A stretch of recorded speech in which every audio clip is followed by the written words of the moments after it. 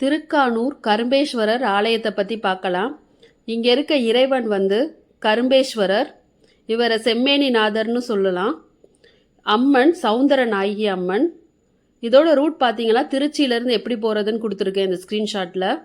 So திருச்சியிலேருந்து நாங்கள் வந்து மதுரையிலேருந்து ஸ்டார்ட் பண்ணோம். நியரஸ்ட் சிட்டி பார்த்தீங்கன்னா திருச்சி. அங்கேருந்து நாங்கள் பூண்டி மாதா கோயில் வழியாக இந்த திருக்கானூர் வந்து போய்கிட்டு இருக்கோம் இப்போ. ஸோ இப்போ இந்த போகிற வழி வந்து எப்படி இருக்குன்னு பாருங்கள். ரொம்பவே நல்லா இருந்தது. கொள்ளிடம் ஆறு அங்கே ஓடிட்டுருக்கு, நதி. ஸோ இப்போ நம்ம போயிட்டுருக்கப்ப நம்ம இந்த கோயிலோட வரலாறை பற்றி பார்க்கலாம்.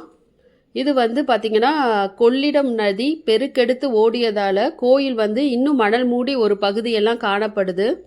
இது தஞ்சை மாவட்டம் திருக்காட்டுப்பள்ளிக்கு வடக்கு பகுதியில் கொள்ளிடம் ஆற்றின் கரையில் விஸ்னம்பட்டி என்கிற கிராமத்தில் இந்த கோயில் வந்து அமைஞ்சிருக்கு. திருக்கானூர் கரும்பேஸ்வரர் ஆலயம். ஸோ இந்த ரூட் நீங்கள் எடுத்தீங்கன்னா கொஞ்சம் கூட போகிறதுக்கு வந்து ஹார்டாக இருக்குது நம்மளுக்கு. ஆனால் ரெண்டு சைடு பார்க்குறதுக்கு நல்ல இயற்கை அழகாக இருந்தது. இந்த கோயில் வந்து 2000 ஆண்டு பழமையான கோயில்னு சொல்லப்படுது. கொள்ளிடம் நதி வந்து பெருக்கெடுத்து ஓடுனதுனால இந்த கோயில் வந்து மணல் மூடி காணப்பட்டது. ஸோ இது வந்து என்னென்னா அங்கே வந்து ஆடு மேய்க்கிற சிறுவர்கள் வந்து அவங்க இந்த மரத்தை பாருங்கள், இது எப்படி மணல் மூடி காணப்படுதுன்னு. இதே மாதிரியே இன்னும் இந்த கோயிலில் வந்து ஒரு சைடு வந்து மணல் மூடி இருக்குது. இப்போ நம்ம கோயிலை வந்து ரீச் பண்ணியிருக்கோம். இது வந்து பார்த்திங்கன்னா நாங்கள் வளர்பிறை சப்தமி நாளில் இந்த கோயிலுக்கு வந்திருக்கோம். அதனால தான் வந்து இங்கே இவ்வளவு கூட்டம் காணப்படுது. சிவன் வந்து சுயம்பு லிங்கம். இது வந்து பரசுராமரோட தோஷம் தீர்த்த ஸ்தலம்னு சொல்லப்படுது. இதோட தல விருட்சம் பார்த்தீங்கன்னா வில்வ மரம். இந்த தலத்தில் உள்ள சிவனையும் அம்பாளையும் வழிபட்டோன்னா நம்மளோட உடல் நல குறைவு, திருமண தடை, குழந்தை பாக்கியம் கிடைக்கும்னு சொல்கிறாங்க.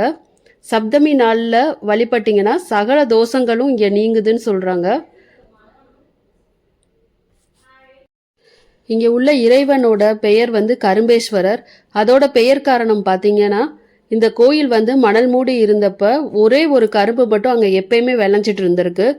ஸோ அந்த நேரம் அந்த கோயிலை தோண்டி பார்க்குறப்ப நம்மளுக்கு இந்த கோயில் வெளிப்பட்டனால அங்கே உள்ள இறைவனுக்கு வந்து கரும்பேஸ்வரர்னே வந்து பெயர் சூட்டியிருக்காங்க. இப்போ நான் வந்து திருக்காட்டுப்பள்ளியிலேருந்து இந்த கோயிலுக்கு எப்படி வரலாங்கிறதோட ரூட் கொடுத்துருக்கேன்.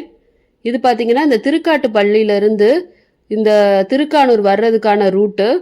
ஸோ இங்கே வந்து பார்த்திங்கன்னா நல்ல விவசாயம் இருந்தது. ரோடு வந்து ரொம்ப நல்லாவே இருந்தது ரோடு. இந்த ரூட் எடுத்திங்கன்னா பிற மாநிலங்கள்லேருந்து வர்றவங்க ஃபஸ்ட்டு வந்து தஞ்சை வந்துடணும். தஞ்சை வந்துட்டு திருக்காட்டுப்பள்ளி பஸ் ஸ்டாப் வரைக்கும் வந்துட்டிங்கன்னா அங்கே திருக்காட்டுப்பள்ளி பஸ் ஸ்டாண்ட்லேருந்து நம்மளுக்கு நிறையா ஷேர் ஆட்டோ கிடைக்குது. அந்த ஷேர் ஆட்டோவில் ஏறி நீங்கள் இந்த கோயிலை வந்து வந்தடையலாம். ஸோ இது வந்து ஒரு பார்க்கவே வேண்டிய ஒரு நல்ல கோயில், திருக்கானூர் கரும்பேஸ்வரர் ஆலயம்.